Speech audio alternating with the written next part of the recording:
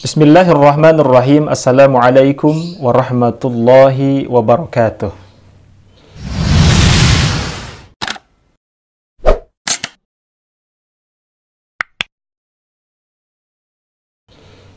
Alhamdulillah, wassalatu wassalamu ala rasulillah, Sayyidina Muhammad ibn Abdillah, wa ala alihi wa ashabihi wa mawalah, la hawla wa la quwwata illa billah, amma ba'd. Alhamdulillah, Bapak Ibu, sahabat sekalian, jumpa kembali di channel Muksid Haitami. Insyaallah pada kesempatan video kali ini, saya akan sedikit mengupas tentang sebuah tema, yaitu surga balasan bagi haji mabrur. Namun sebelum lanjut, saya mohon yang baru bergabung di channel ini, mohon bantuannya untuk like, subscribe, dan juga komen di video ini. Dan jika ada pertanyaan seputar haji umroh, silahkan bisa DM saya secara langsung di Instagram saya @muksidhaitami, atau bisa langsung ke WhatsApp saya di deskripsi video ini atau di deskripsi channel ini. Baik Bapak Ibu sahabat sekalian, berbicara tentang haji mabrur, ini adalah salah satu tujuan daripada semua orang yang melaksanakan ibadah haji. Tetapi tidak semua orang bisa mencapai derajat haji yang mabrur. Kenapa? Karena ada banyak sekali hal-hal yang dapat mencegah atau menghalangi orang untuk mencapai titik haji mabrur. Nah, Rasulullah Shallallahu Alaihi Wasallam bersabda, ya, al-hajjul mabruru laisa lahu jazaun illal jannah. Haji yang mabrur tidak ada balasan lain kecuali surga. Nah, bagaimana kemudian kita bisa mencapai haji yang mabrur? Ya, haji mabrur adalah predikat dambaan setiap jemaah haji. Tentu, semua orang mendambakan haji mabrur. Kenapa? Karena sudah mengeluarkan harta begitu banyak, ya, jiwa, fisik, kemudian dan lain sebagainya, bahkan bisa menunggu sampai puluhan tahun. Bahkan kita semua mengetahui sekarang antrian haji itu begitu lama, ya. Misalnya ada yang sampai 17 tahun, 19 tahun, 23 tahun, bahkan ada yang menunggu di daerah Makassar itu sampai 30-an tahun. Bayangkan, untuk mendapatkan porsi haji harus menunggu selama itu. Ya.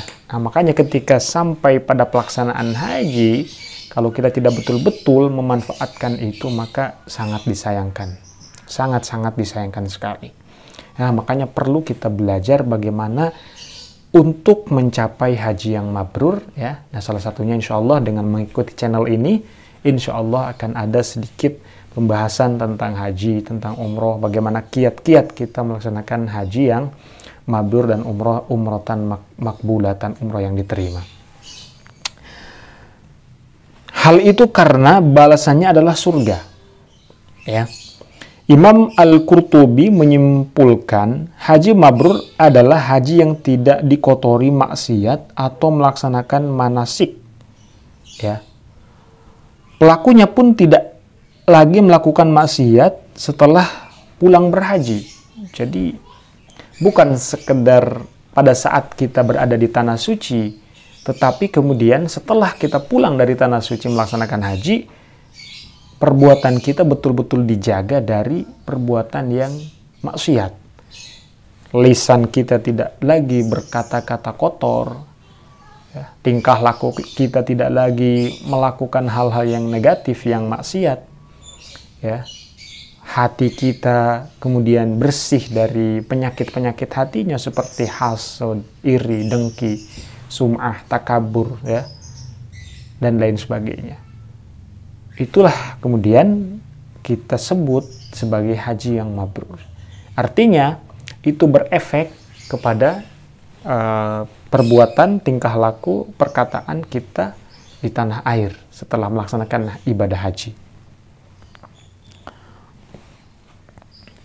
Agar predikat haji mabrur dan keutamaan-keutamanya dapat diraih, hendaknya setiap jam memperhatikan syiar-syiar Allah Subhanahu wa Ta'ala dalam ibadahnya, Ya, di antara hal tersebut adalah berbanyak zikir dan bertakbir, bertasbih, bertahmid dan beristighfar kepadanya. Ya, ini dikutip dari Muhammad bin Ahmad Al-Ansori Al-Qurtubi dalam tafsir Al-Qurtubi.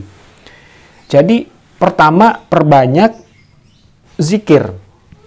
Ya, ini penting. Ketika kita melaksanakan ibadah haji, maka kita berbanyak zikir kepada Allah Subhanahu wa taala. Artinya mengingat Allah Subhanahu wa taala, tidak mengingat yang lain ya.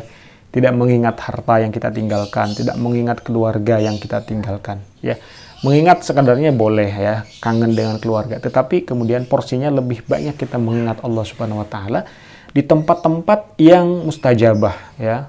Misalnya di dalam Masjidil Haram, kalau di Madinah di Masjid Nabawi ya. Kemudian pada saat kita berada di Arafah ketika melaksanakan wukuf, kemudian berada di Mina ya ketika melaksanakan mabit, atau di Muzdalifah ketika mabit, lalu di Jamarat ketika kita melempar jumroh, dan di tempat-tempat lain yang sekiranya tempat itu bisa mustajabah ya.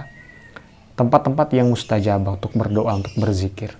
Nah, yang kedua adalah bertakbir. Kita senantiasa bertakbir, mengagungkan asma Allah Subhanahu wa taala. Tidak ada yang lebih besar dari Allah Subhanahu wa taala apapun itu.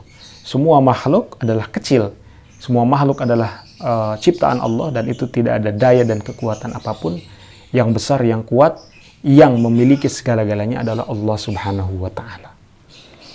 Lalu bertasbih ya, mensucikan Allah Subhanahu wa taala. Tidak ada Tuhan, tidak ada yang berhak disembah, diibadahi oleh kita kecuali Allah Subhanahu wa taala. Artinya kita memurnikan tauhid kita kepada Allah Subhanahu wa taala, tidak bergantung kepada yang lain. Walam yakul lahu kufuwan ahad. Tidak ada yang menyerupai Allah satupun. Ya. Kemudian bertahmid ya, bertahmid, memuji Allah Subhanahu wa taala. Tidak ada yang berhak dipuji, tidak ada yang berhak disanjung kecuali Allah Subhanahu wa taala. Alhamdu, adapun segala puji lillahi, itu tetap bagi Allah Subhanahu wa taala. Perbanyak lafaz alhamdulillah ketika kita sedang melaksanakan ibadah haji ataupun ibadah umrah. Ya. Dan beristighfar kepada Allah Subhanahu wa taala. Artinya kita ini manusia yang penuh dosa, berlumuran dosa. Bahkan setiap detik, setiap menit kita bermaksiat kepada Allah. Maka untuk menggugurkan itu semua, menggugurkan dosa-dosa yang kita lakukan, kita memohon ampun kepada Allah dengan cara beristighfar. Nabi SAW manusia yang dijaga oleh Allah, ya, dipelihara oleh Allah dari dosa, dari maksiat. Beliau setiap hari beristighfar kepada Allah Subhanahu wa taala tidak kurang dari 100 kali. Ya, di dalam kitab Riyadhus Shalihin ada satu hadis yang mengatakan bahwa ini astaghfirullahal azim kulla yaumin mi'ata marrah. Aku, ya, sabda Nabi, astaghfirullahal azim, beristighfar meminta ampun kepada Allah kulla yaumin, setiap hari, mi'ata marrah, tidak kurang daripada 100 kali. Lalu bagaimana dengan kita, ya, manusia yang penuh dengan dosa, tapi kita enggan beristighfar memohon ampun kepada Allah Subhanahu wa taala. Baik, Bapak Ibu sahabat sekalian, mudah-mudahan video singkat ini bermanfaat dan mudah-mudahan bisa menjadi bekal bagi para calon jemaah haji dan umroh, sehingga ketika melaksanakan ibadah haji kita menjadi haji yang mabrur dan tidak ada balasan lain kecuali surganya Allah Subhanahu wa taala. Terima kasih telah menonton video ini. Kurang lebih mohon maaf. Wassalamualaikum warahmatullahi wabarakatuh.